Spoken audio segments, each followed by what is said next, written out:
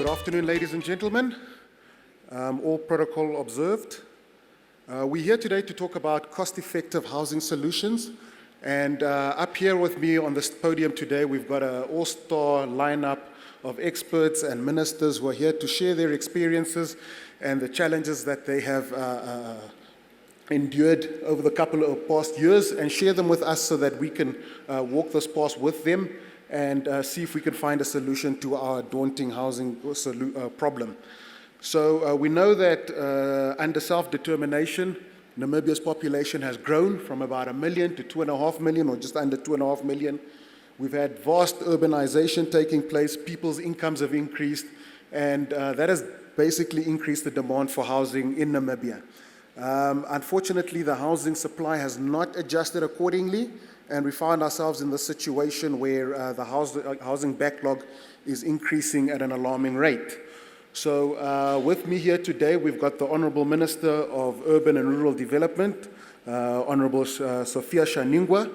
She's going to take us through her presentation, where she's going to talk about, give us an overview of the Namibian housing market and property developments going forward. We've also got Dr. Andreas Freytag, who comes from Germany. He's part of the group that is responsible for that show house that's outside here. Then we've got Mr. Hennie. He's the Managing Director of Moladi Group. They're a technology company that has a high-tech housing solution that is designed to cut housing costs. And then we have David Akinin. He hails from Venezuela. He studied in the USA, and he's now working in Namibia building affordable housing for Namibians. So without further ado, I'm going to call upon the Minister of Housing so that she can give us her presentation and share her thoughts about the housing industry and how investors can come on board and hold the government's hand in addressing the social need. Thank you.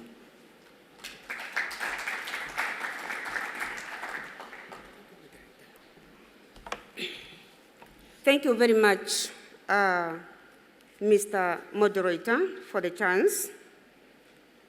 Before all, let me acknowledge the presence of our President, His Excellency Dr. Hage Geingob, President of the Republic of Namibia, and some cabinet members in our midst. Distinguished invited guests, my fellow distinguished discussants, ladies and gentlemen. Before I start, I should say we are facing an animal in the house, and that is the backlog, as indicated yesterday by the Minister of National Planning, whereby the Statistics Commission is under his supervision, that the housing backlog stands, as we are speaking, at 300,000. It is growing, and it is an animal in the house that needs to be dealt with. Having said that, I wish to start off by thanking the organizers of the Investment Namibia Conference, and particularly the Minister of Industrialization, Trade and SME Development, for having selected the housing and property development sector as one of the key sectors to be showcased at the conference, and for inviting me to present my perspective at this breakaway session on the topic affordable housing and property development opportunities. Housing the Namibian people is at the center of our government initiatives. Therefore, His Excellency Dr. Hage Geingob, President of the Republic of Namibia, have decided that this sector be given a special attention in also the Harambee Prosperity Plan. The topic refers to affordable housing. It is important that as we go about discussing this topic, we have to agree on a common understanding or definition on what constitutes affordable housing. Although different countries have different definitions of affordable housing, there is a common denominator, namely that affordable housing should address the housing needs of the lower and middle income households. In other words, affordable housing refers to the provision of housing units that are priced in that manner that will allow the target beneficiaries, that is the lower and middle income earners, to also be able to afford other basic living costs such as food, clothing, transport, education, and medical care. Housing, of course, is a fundamental right. Housing is an economical component, and housing can be political if not carefully handled. Affordable housing has become a key issue, especially in the developing nations of the world where majority of the population is not able to buy houses at market prices. Assuming that we have and we are in agreement on this, let me now move on to give a brief overview of the housing situation in the country. I am starting off with a problem statement because, like Robert South, I believe that, I quote, "Problems can become opportunities when the right people come together," end of the quote, and I believe in that. We are here because we have a shared interest, which is that the housing backlog is a challenge that can be addressed through joint actions, and it represents an investment opportunity. Esteemed discussant and participants, it is obvious that there is a direct link between housing and urbanization, population, and economic growth. Globally, urban areas are major drivers of economic growth.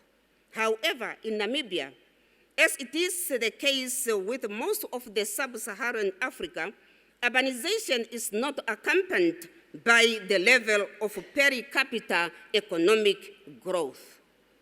In general terms, this gap represents a huge opportunity for investment in the various sectors of Namibia, including housing and property development and the manufacturing of building materials.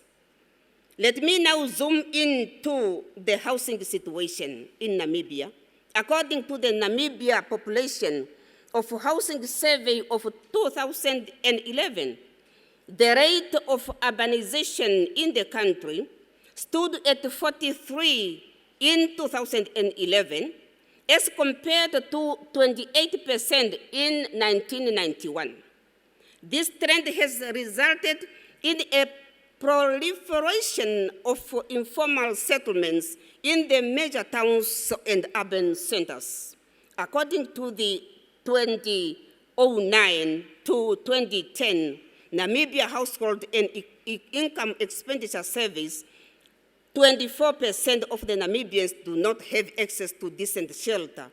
We have to expect the 2015-2016 survey to indicate a higher percent when it is released, and I think this is what the minister have done to us only yesterday.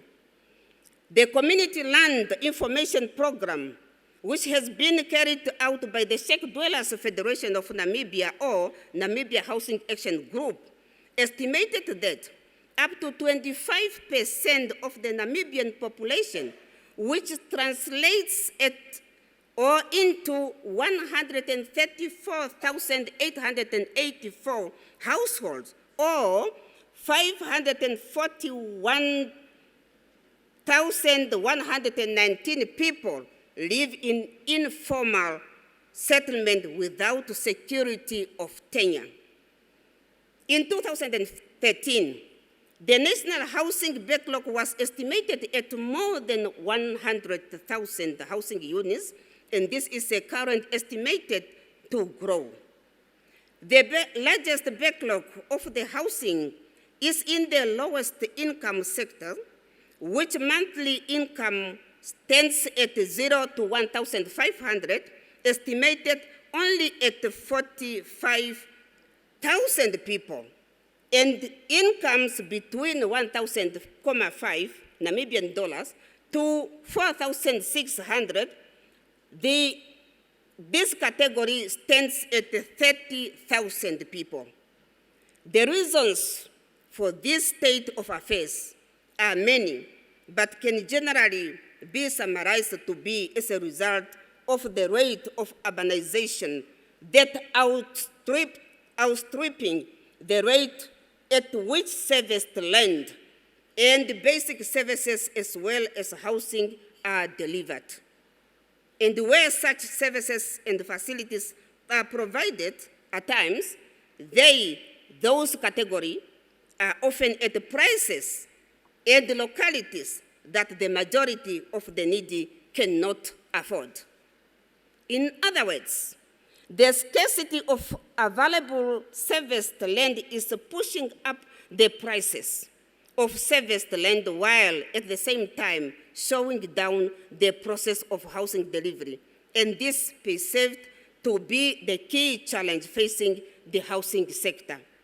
In addition to low delivery and access to service land, a long-term sustainable solution for the housing problem in our country should also take into account the following factors. One, the affordability levels of the target end users. The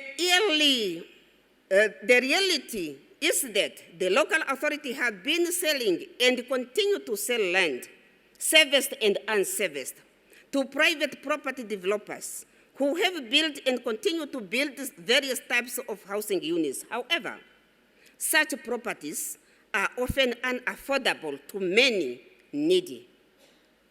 According to December 2015, the First National Bank Housing Index, the median house price for 2015 was at 800,000 Namibian dollars, which is about 56 US dollars, compared to 700,000 Namibian dollars, which is about 49 US dollars in 2014. This represents an annual increase of 14.26%. With the income levels that I have indicated earlier, the majority of the working Namibians cannot afford houses in this price range. This means that there is a mismatch between the types and pricing of the housing products that are dominating the market and the needs and affordability levels of the large section of the market, especially the low to the middle income segment. This scenario needs special attention. Affordable, available service land and housing unit is often pricey due to the higher inputs. The other factor is that that factor is limited in the use of financing facility, especially for low and middle income.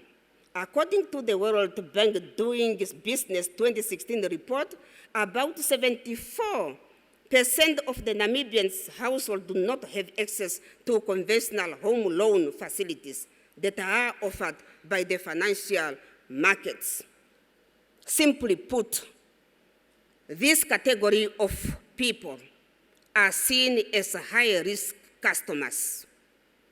But when you look at it, by the end of the day, when those tycoons who have money to put up rentals units, these customers are potential customers. What a joke. Lengthy and outdated approval processes of proclamation of township surveying subdivision and the registration of land is also another factor. According to the Africa Housing Finance Yearbook 2016, Namibia commercial banks are overexposed to mortgages, and there is a need and an opportunity to introduce new additional financing instruments, such as through securitization, which will increase the number of investment instruments and deepen the financial sector. This, in return, will increase the range of funding options for local authorities and developmental agencies. Policy intervention. In order to arrest the escalating housing demand, the government has been leading the national efforts aimed at accelerating the delivery of land and housing in the country, with a special focus of needs of the lower and middle income groups. Therefore, the mass development housing program was established by our government. Because of the time, I'm not going to articulate all the components that the mass housing development entails. But I would like to maybe mention on few opportunities that are available as we are talking about the 300,000 housing backlog unit in the country. Which are the opportunities?